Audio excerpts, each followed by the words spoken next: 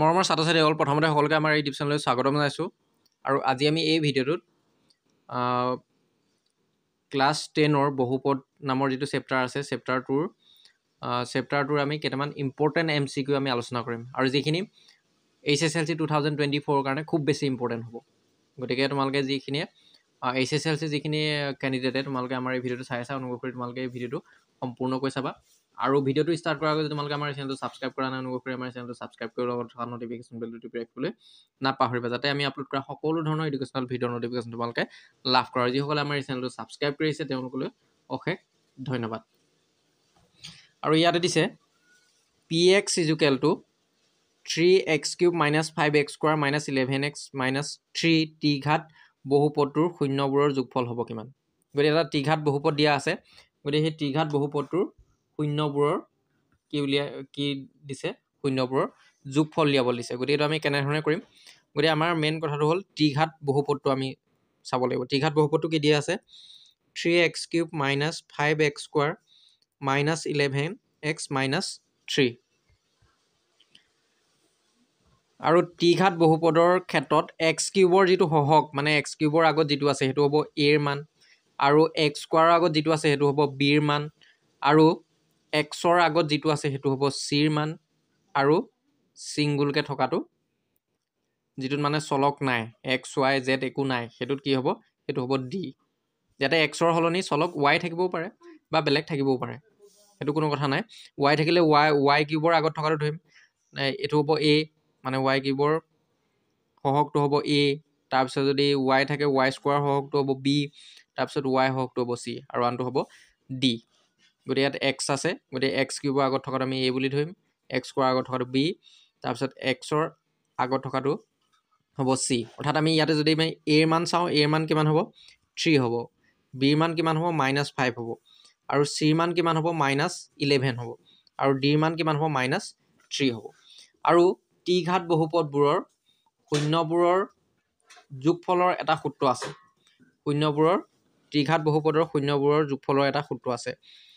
t-ঘাত বহুপদৰ এইটো t-ঘাততহে আকৌ, d-ঘাতত নহ'ব, d-ঘাততো বেলেগ হ'ব। t-ঘাত বহুপদৰ শূন্যবোৰৰ যোগফল, শূন্যবোৰৰ যোগফলৰ সূত্ৰটো কি হ'ব? শূন্যবোৰৰ যোগফলৰ সূত্ৰ হ'ব -b/a। যিহেতু আমাক শূন্যবোৰৰ কি দিয়াব দিছে? যোগফল দিয়াব দিছে। গতিকে যোগফল কিমান হ'ব সুধিছে। গতিকে যোগফলটো কিমান হ'ব? এইটো আমি কেনেধৰণে কৰিম? গতিকে -b/a, গতিকে -b, গতিকে b ৰ মানটো আমি চাম, b ৰ মান কিমান? -5। গতিকে ইয়াত দুটা মাইনাছ আহিব, b ৰ আগত যিহেতু সূত্ৰৰ আগত মাইনাছ আছে, আকৌ b ৰ মানটো হ'ল -5, গতিকে -5 আহিব। ইয়াত দুটা মাইনাছ কি কাৰণে আহিলে? কাৰণ b ৰ আগতো মাইনাছ আছে, সূত্ৰৰ আগতো মাইনাছ আছে আৰু ইয়াত b ৰ মানৰ আগতো মাইনাছ আছে, গতিকে মাইনাছে প্লাছ হৈ যাব, মানে দুটা মাইনাছ আহিব। ডিভাইড বাই a, a ৰ মানটো কিমান আছে? 3, গতিকে হ'ব 3। গতিকে কিমান পালোঁ? মাইনাছে প্লাছ হৈ গ'ল 5/3, গতিকে এইটোৱে হ'ব এনচাৰটো। গতিকে 5/3 আমি কিমান পালোঁ? 5/3, গতিকে এনচাৰটো কি হ'ব? d-টো হ'ব, d-টো কাৰেক্ট এনচাৰ হ'ব। আমাৰ যিটো বাছি উলিয়াবলৈ দিছিলে গতিকে তাত কিটো হ'ব? d-টো হ'ব, d-টো কাৰেক্ট এনচাৰ পাম। আৰু শূন্যবোৰৰ কেতিয়াবা আকৌ যোগফল নুসুধি পেলাই শূন্যবোৰৰ পূৰণফল সুধিবও পাৰে t-ঘাত বহুপদৰ। গতিকে t-ঘাত বহুপদৰ শূন্যবোৰৰ পূৰণফল সুধিলে কি হ'ব? ইয়াত যোগফল সুধিছিলে, কেতিয়াবা আকৌ পূৰণফল সুধিব পাৰে। পূৰণফল সুধিলে কি হ'ব? পূৰণফলৰ সূত্ৰটো কি? -d/a। পূৰণফলৰ সূত্ৰটো কি? -d/a। গতিকে আমি সূত্ৰৰ পৰা অহা মাইনাছটো পাই দিলোঁ। -d ৰ মানটো কিমান চাব লাগিব? d ৰ মানটো কিমান আছিলে? d ৰ মানটো আছিলে -3। d ৰ মান আমি কিমান পাইছোঁ? d ৰ মান কিমান পাইছোঁ? -3। গতিকে দুটা মাইনাছ আহিব, যিহেতু d ৰ মানৰ আগতো মাইনাছ আছে আৰু সূত্ৰৰ আগতো মাইনাছ আছে। গতিকে ডিভাইড বাই a, a ৰ মানটো কিমান আছিলে? 3 আছিলে। গতিকে কিমান হ'ব? ওপৰত মাইনাছে প্লাছ হৈ যাব, 3/3 মানে 1 হৈ যাব। গতিকে পূৰণফল যদি সুধিলেহেঁতেন তেতিয়া তাৰ মানটো 1 হ'লহেঁতেন। ইয়াৰ পিছত 2 নম্বৰ কুৱেশ্যনটো আছে 3x² + 11x - 2ৰ শূন্য দুটাৰ পূৰণফল। গতিকে শূন্য দুটাৰ পূৰণফল দি আছে। এইটো আকৌ দ্বিঘাত সমীকৰণ। দ্বিঘাত সমীকৰণ আৰু ত্ৰিঘাত সমীকৰণৰ সূত্ৰসমূহ বেলেগ বেলেগ হ'ব। গতিকে দ্বিঘাত সমীকৰণ আমি কেনেধৰণে কৰিম? গতিকে দ্বিঘাত সমীকৰণটো আমি প্ৰথমতে চাব লাগিব। দ্বিঘাত সমীকৰণটো কি দিয়া আছে? 3x² + 11x - 2।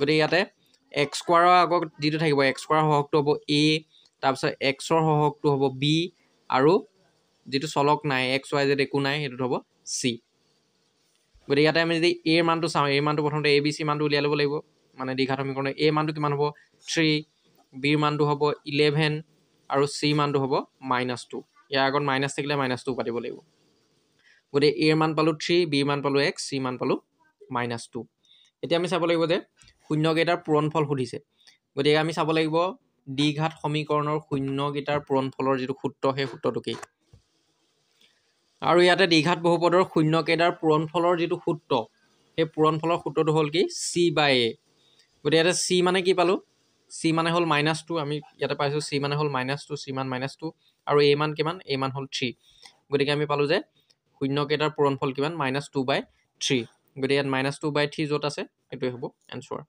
গতিকে এইটো কোনটো শুদ্ধ অপশ্যনটো কোনটো হ'ব -2/3 অৰ্থাৎ অপশ্যন বিটো হ'ব আকৌ যদি আমাক পূৰণফল নুসুধি দ্বিঘাত বহুপদ দুটাৰ যদি যোগফল সুধিলেহেঁতেন তেতিয়া যোগফলটো কি হ'লহেঁতেন আৰু যোগফলৰ এটা সূত্ৰ আছে যোগফলৰ সূত্ৰটো হ'ল -b/a গতিকে এইটো মনত ৰাখিবা -b/a গতিকে -b মানে ইয়াত বিৰ মানটো কিমান বিৰ মানটো হ'ল 11 আৰু এই সূত্ৰৰ পৰা অহা আগৰ মাইনাছটো পাতিব লাগিব আৰু বিৰ মানটো কিমান 11 ডিভাইড বাই এৰ মানটো কিমান এ মানটো হ'ল 3 গতিকে -11/3 হ'লহেঁতেন যদি শূন্যটা আমাক যোগফল সুধিলেহেঁতেন এতিয়া আমাক পূৰণফল সুধিছে গতিকে পূৰণফলটো আমাৰ ওপৰটো হ'ব আৰু ইয়াতে ষ্টুডেণ্টসকলক HSLC 2024 কেণ্ডিডেটসকলক এটা কথা তোমালোকক জনাই থওঁ যে সম্পূৰ্ণ তোমালোকে যদি কোৰ্চটো বিচাৰা মানে প্ৰত্যেকটো চেপ্টাৰৰ যিমানখিনি MCQ অতি ইম্পৰ্টেণ্ট MCQ আছে যিখিনি পঢ়িলে মানে তোমালোকৰ মানে 45টা কুৱেশ্যন আহিব MCQ আৰু VSA মিলাই ধৰি লোৱা তোমালোকৰ 45টা কুৱেশ্যন আহিব 45 মাৰ্কছ আহিব আৰু সেই 45 মাৰ্কছৰ যদি তোমালোকে 45 মাৰ্কছে তোমালোকে যদি পাব বিচাৰা সেই কোৰ্চটো তোমালোকে কেনেধৰণে পাব পাৰা প্ৰত্যেকটো চেপ্টাৰৰ তোমালোকৰ যিখিনি ইম্পৰ্টেণ্ট MCQ আছে সেই ইম্পৰ্টেণ্ট MCQখিনি তোমালোকে চাব লাগিব আৰু তোমালোকৰ যিখিনি প্ৰত্যেকটো চেপ্টাৰৰ যিখিনি তাৰ উপৰি যিখিনি 2 মাৰ্কছৰ বা 3 মাৰ্কছৰ বা 4 মাৰ্কছৰ যিখিনি মানে কুৱেশ্যন আছে ইম্পৰ্টেণ্ট কুৱেশ্যন যিখিনি কমন কুৱেশ্যন হয় HSLC 2024 কাৰণে যিখিনি কমন কুৱেশ্যন হ'ব সেই কমন কুৱেশ্যনখিনিৰ মানে যিটো কোৰ্চ মানে সেই গোটেইখিনি আমি আলোচনা কৰিম আৰু সেই কোৰ্চটো তোমালোকে কেনেধৰণে লাভ কৰিব পাৰিবা আৰু তাৰ কাৰণে তোমালোকে আমাৰ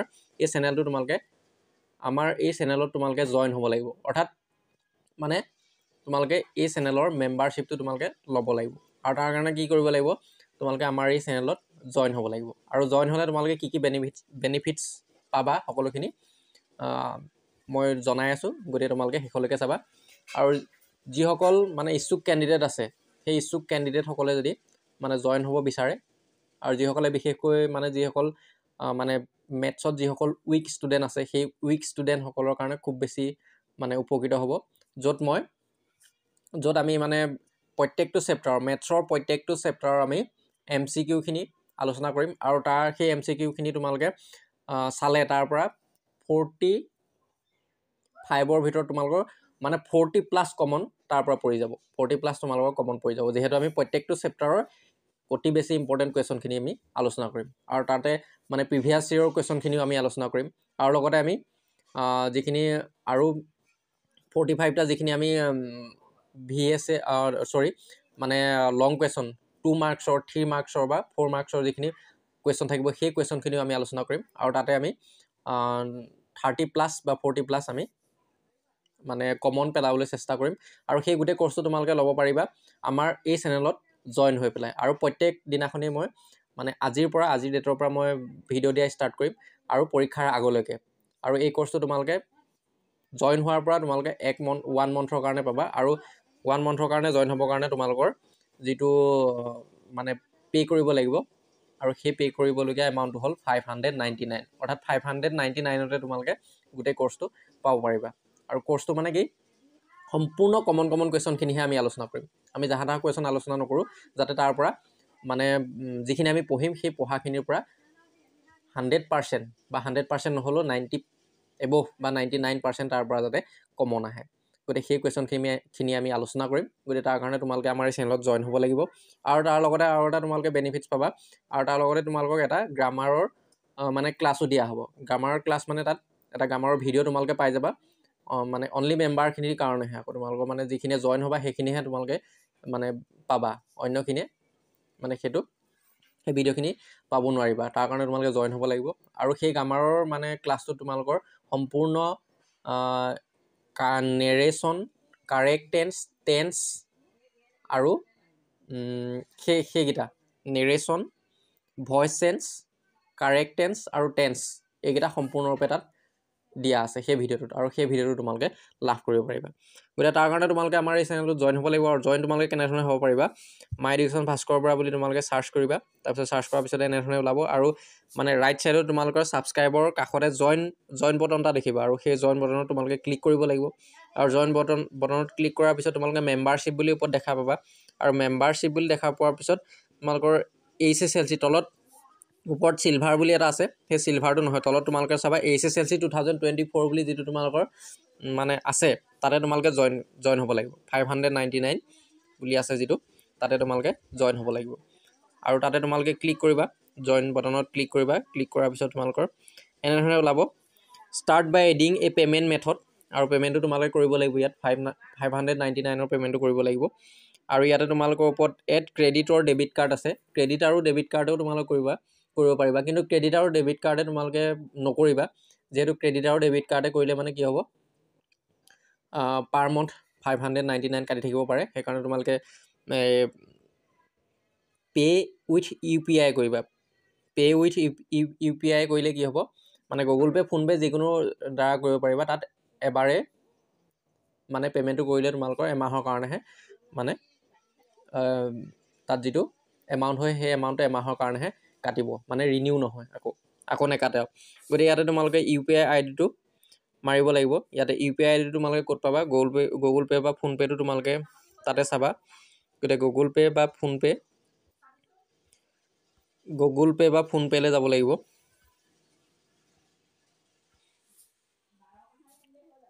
আৰু ইয়াতে তোমালোকে গুগল পে' বা ফোনপে'ত অহাৰ পিছত ইয়াতে তোমালোকে দেখাই পাবা মাই QR UPI ID বুলি ইয়াতে আছে। ইয়াতে ক্লিক কৰাৰ পিছত তোমালোকে যিটো UPI ID, সেই UPI আইডিটো তোমালোকৰ দেখা পাই যাবা। আৰু তাতে তোমালোকে UPI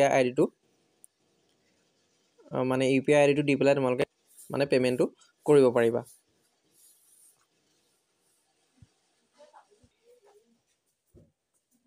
ইয়াৰ পিছত UPI আইডিটো মৰাৰ পিছত তোমালোকৰ এনেধৰণৰ পে'মেণ্টৰ মেথডটো ওলাব। তাৰপিছত এড্ৰেছ যিখিনি আহে, এড্ৰেছখিনি দিয়াৰ পিছত তোমালোকে এনেধৰণে আহিব।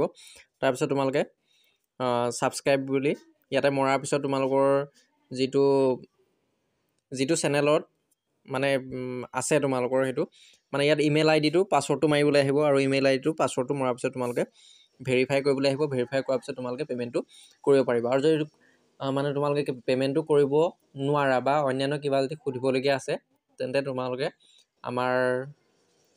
মোৰ যিটো ফোন নাম্বাৰ, হোৱাটছএপ নাম্বাৰটো তলত দি দিম, তোমালোকে কণ্টেক্ট কৰিব পাৰিবা। আৰু ফোন নাম্বাৰটো হ'ল 6002828591। আৰু যদি কোনোবাই পে'মেণ্টটো কৰিব নোৱাৰা, আৰু যদি তোমালোকে জইন হ'ব বিচাৰা, আৰু যদি তোমালোকে পে'মেণ্টটো কৰিব পৰা নাই, তেন্তে তোমালোকে আমাক কণ্টেক্ট কৰিব পাৰিবা। আৰু ইয়াতে যিটো ইমেইল আইডি, সেই ইমেইল আইডিটো তোমালোকৰ মানে যিটো ইউটিউব চলি আছে সেইটোৰ লগত একে হয় নাই সেইটো চাই ল'বা। ইমেইল আইডিটো সেইটো চেক কৰি ল'বা এবাৰ, যিটো ইমেইল আইডিত মানে আছে, যিটো ইমেইল আইডিত তোমালোকে ইয়াত এণ্টাৰ কৰিবা, সেই ইমেইল আইডিটোতহে মানে ইউটিউবত আহিব, সেইটোতহে তোমালোকে জইন হ'ব পাৰিবা। গতিকে পিছত আকৌ দুইটা যদি বেলেগ বেলেগ হয় ইমেইল আইডি, তেতিয়া আকৌ খেলি মেলি হ'ব। আৰু যদি তোমালোকে কিবা অসুবিধা পোৱা, তেন্তে আমাক কণ্টেক্ট কৰি জনাব পাৰিবা।